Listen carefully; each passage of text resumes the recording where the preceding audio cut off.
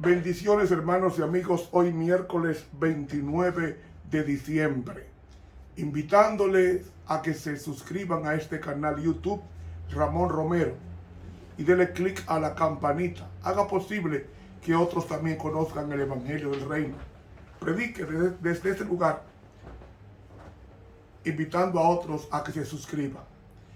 Hoy continuamos el estudio de la lección número 1, la carta a los hebreos y a nosotros, para memorizar, porque os es necesaria la perseverancia, porque habiendo hecho la voluntad de Dios, obtengáis la promesa.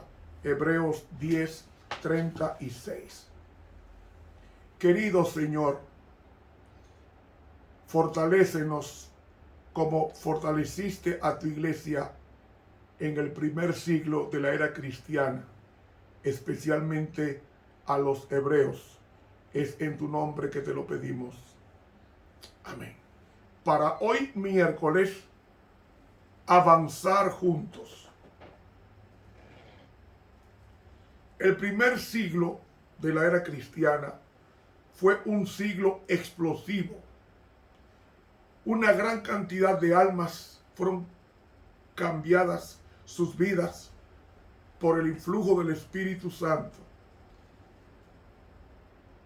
Comenzó en Jerusalén, luego Judea, después Samaria y después hasta lo último de la tierra. Cuando el primer sermón apostólico fue predicado después de la ascensión, 15 naciones fueron evangelizadas en la representación de ellos en el día de Pentecostés en Jerusalén. Y ese evangelio se esparció a esas 15 naciones y el efecto multiplicador a todos los congéneres. Pablo dijo que había predicado el mundo entero el evangelio del reino. Y esto nos da a entender cuán poderosa es la palabra de Dios para hacer posible que el mundo conozca en poco tiempo la maravillosa gracia de Dios. Por eso debemos avanzar juntos, porque juntos comenzó la predicación de Cristo con sus discípulos. Juntos la iglesia explotó en el aposento alto y sacudió al mundo. Mientras era perseguida, la iglesia se unía en oración y hacía posible el avance unido, avanzar juntos, porque el cielo es una sociedad para vivir personas juntas, unánimes, en un pensamiento para la proclamación del evangelio eterno. El apóstol Pablo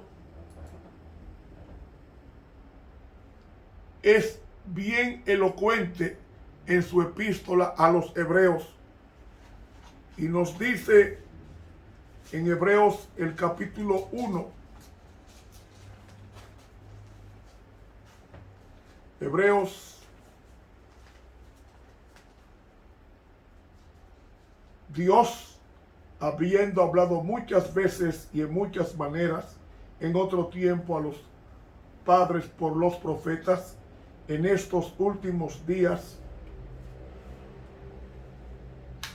nos ha hablado por medio del Hijo, al cual constituyó heredero de todo, por el cual asimismo hizo el universo. Cristo nos está hablando a través de su iglesia, a través de su palabra, para que avancemos juntos. Entonces en Hebreos 2 nos dice, por tanto es necesario que con más diligencia atendamos a las cosas que hemos oído, porque acaso no nos escurramos. Hemos oído, y el capítulo 3 nos dice, el versículo 12, antes exhortáis o exhortaos los unos a los otros cada día, entre tanto que se dice hoy, entre tanto dure la gracia, porque ninguno de vosotros se endurezca en engaño de pecado. Y luego nos dice, porque participantes de Cristo somos hechos con tal que conservemos firme hasta el fin el principio de nuestra confianza. Hay que mantenerse firme, porque como dije ayer, el evangelio es un problema. El evangelio es un problema. Ahora, ¿en qué sentido el evangelio es un problema? El evangelio es un problema para el diablo.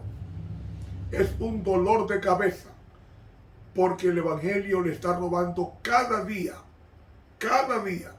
cientos de almas del reino de las tinieblas y las está transportando al reino de luz.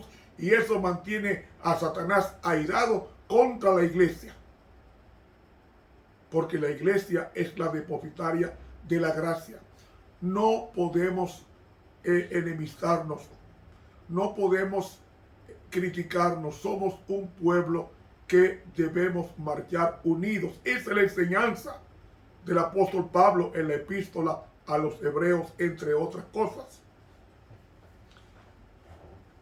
La lección de hoy cita un incidente de el profeta Elías, que estaba deprimido por la conducta del pueblo y de la amenaza de la reina Jezabel. Y leemos en Reyes, 1 Reyes 19, comenzando en el versículo 5, ayer lo quedamos hasta en el 4. Y echándose debajo del enebro, quedóse dormido. Y he aquí luego un ángel que le tocó y le dijo, levántate, come. Entonces él miró, y he aquí a su cabecera una torta cocida sobre las ascuas y un vaso de agua. Y comió y bebió, y volvióse a dormir. Fíjense, hermanos, aquí en el libro Testimonios para la Iglesia, página 321, dice que esta torta fue traída del cielo por el ángel. Fue cocida por Dios en el cielo. Y dice: y volviendo el ángel de Jehová la segunda vez, tocóle diciendo, levántate, come, porque gran camino te resta. Una comida que lo mantendría activo 40 días y 40 noches sin descansar. ¿Qué neurovegetativo era ese? ¿Qué alimento tan poderoso, qué geriátrico era ese que le estaba dando a Elías tanto poder para caminar durante 40 días y 40 noches? Levantóse pues, y comió y bebió, y caminó con la fortaleza de aquella comida 40 días y 40 noches, hasta el monte de Dios, Horeb. Él caminó 328 kilómetros a pie, es decir, 8 kilómetros diarios caminó el profeta Elías. 328 kilómetros desde Berseba hasta el monte Horeb o el Sinaí. Y él luego, el versículo 9 nos dice: y allí se metió en una cueva donde tuvo la noche. Y fue a él palabra de Jehová, el cual le dijo, ¿qué haces aquí, Elías? ¿Por qué se metió en la cueva? Para protegerse de las fieras. Recuerden que Palestina y también esa zona había muchos leones y había muchos osos. Y él se entró a la cueva para protegerse de los animales del entorno donde él estaba. Y él respondió, sentido he un vivo celo por Jehová, Dios de los ejércitos, porque los hijos de Israel han dejado tu alianza, han derribado tus altares, y han muerto a cuchillo tus profetas, y yo solo he quedado, y me buscan para quitarme la vida. Y él le dijo, sal fuera y ponte en el monte delante de Jehová. Y he aquí Jehová que pasaba, y un grande y poderoso viento que rompía los montes y quebraba las peñas delante de Jehová. Mas Jehová no estaba en el viento. Y tras el viento un terremoto. Mas Jehová no estaba en el terremoto. Y tras el terremoto un fuego. Mas Jehová no estaba en el fuego, y tras el fuego un silbo apacible y delicado. Y cuando lo oyó Elías, cubrió su rostro con su manto, y salió, y paróse a la puerta de la cueva.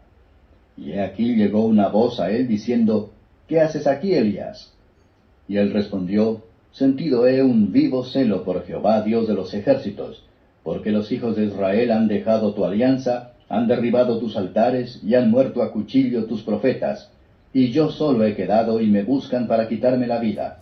Hermanos, un hombre deprimido, Dios no lo abandona si ha servido al Señor. Todos pasamos por depresiones, todos.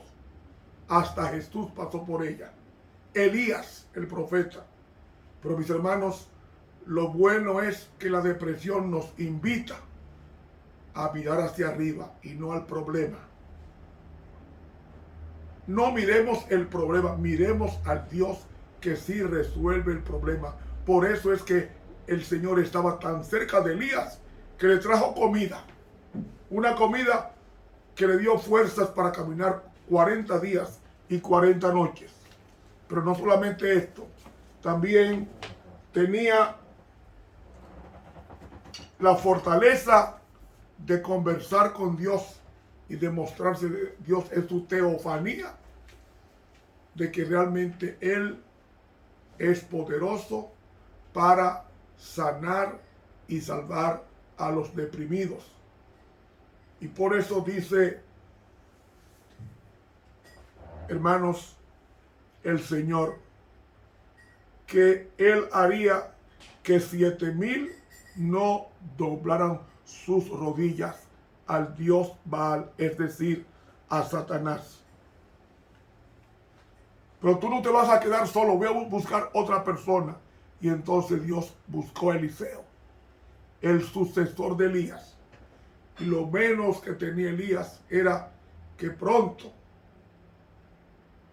aparecería Eliseo. Dios se lo puso en camino y su obra inconclusa la continuó Eliseo tan pronto Elías fue llevado al cielo a través de un grupo de ángeles llamados querubines que tenían forma de un carro de fuego. Amigo, en este libro, Profetas y Reyes, en la página 125, dice, son muchas las lecciones que se pueden sacar de lo que experimentó Elías durante aquellos días de desánimo y aparente derrota. Y son lecciones inestimables para los siervos de Dios en esta época, que se distingue por una desviación general de lo correcto. La apostasía que prevalece hoy es similar a la que se extendió en Israel en tiempos del profeta. Multitudes siguen hoy a Baal al exaltar lo humano sobre lo divino, al alabar a los dirigentes populares, al rendir culto a Mamón y al colocar las enseñanzas de la ciencia sobre las verdades de la revelación. La duda y la incredulidad están ejerciendo su influencia nefasta sobre mentes y corazones, y muchos están reemplazando los oráculos de Dios por las teorías de los hombres. Hermanos, Dios está cerca de su pueblo, cerca de sus hijos que le claman a Él día y noche. De ahí que la página 129 la sierva de Dios dijera: cuando estamos rodeados de dudas y las circunstancias nos dejan perplejos o nos afligen la pobreza y la angustia, Satanás procura hacer vacilar nuestra confianza en Jehová. Entonces es cuando despliega delante de nosotros nuestros errores y nos tienta a desconfiar de Dios, a poner en duda su amor. Así espera desanimar al alma y separarnos de Dios. El abatimiento puede hacer vacilar la fe más heroica y debilitar la voluntad más firme. Esperar con paciencia, confiar cuando todo parece sombrío, es la lección que necesitan aprender los dirigentes de la obra de Dios.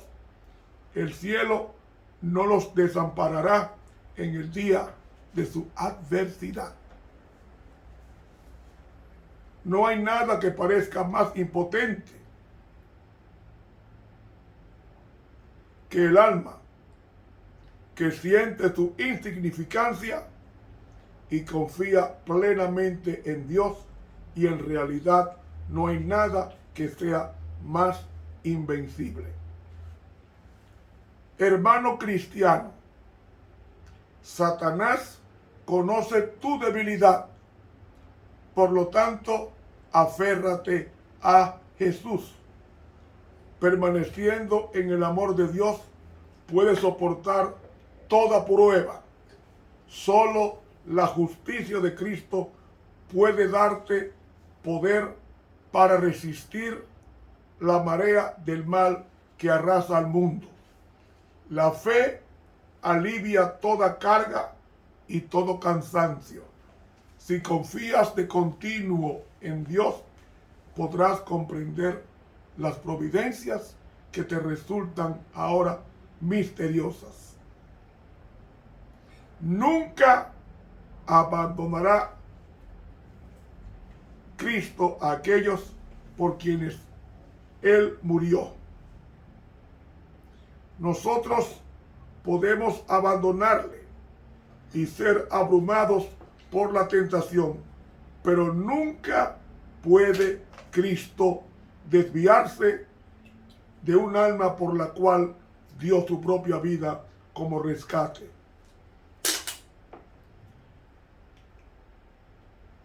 Si nuestra visión espiritual pudiese despertarse, veríamos almas agobiadas por la opresión y cargadas de pesar, como un carro de gavillas a punto de morir desanimadas. Veríamos ángeles volar rápidamente en ayuda de estos seres tentados para rechazar las huestes del mal que los rodean y colocar sus pies sobre el fundamento seguro. Las batallas que se riñen entre los dos ejércitos son tan reales como las que se entablan los ejércitos de este mundo, y son destinos eternos los que dependen del resultado del conflicto espiritual. Y termina diciendo: aquellos a quienes Dios emplea como sus mensajeros no deben considerar que la obra de Él depende de ellos. Los seres finitos no son los que han de llevar esta carga de responsabilidad. El que no duerme, el que está obrando de continuo para realizar sus designios, llevará adelante su obra.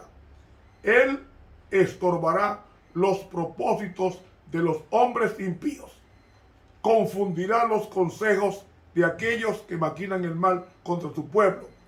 El que es el Rey, Señor de los ejércitos, está sentado entre querubines y serafines, y en medio de la lucha y el tumulto de las naciones sigue guardando a sus hijos. Cuando las fortalezas de los reyes sean derribadas Cuando las saetas de la ira atraviesen los corazones de sus enemigos, su pueblo estará seguro en sus manos. Profetas y Reyes, páginas 129, 130 y 131 de la pluma inspirada. Avancemos juntos, no estamos solos. Por cada demonio, Dios tiene 2 ángeles poderosos para cuidarnos. Avancemos juntos hasta el día final, cuando Cristo venga a buscarnos. Que Dios nos bendiga. Estuvo con ustedes el profesor Ramón Romero.